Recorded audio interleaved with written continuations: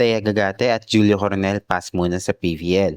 Bago ang lahat, welcome back to my channel, Power Volley PH. Don't forget to like, share, and subscribe for more videos in the future.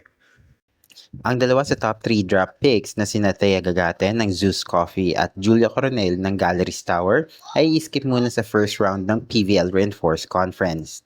Yan ay dahil sa kanilang national team commitment ngayong Agosto. Next for Alas Pilipinas kasi ang Southeast Asian V-League na ang Leg 1 ay gaganapin sa Vietnam ngayong August 2 until August 4. Ang Leg 2 naman ay gaganapin sa Thailand sa August 9 to 11.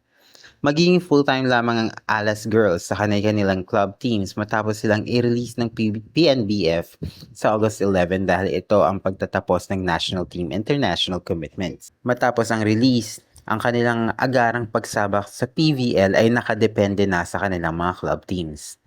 Samantala buo naman ang loob ni Julia Coronel sa paglalaro sa Alas. Anya, for the meantime, since it's national team season, I'm really hoping to prioritize my duties as a national team player.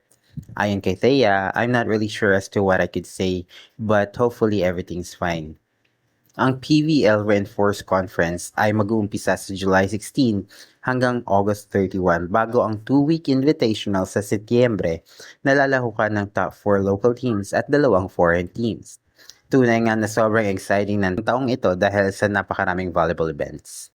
Yan lamang po mga ka-Power Volley.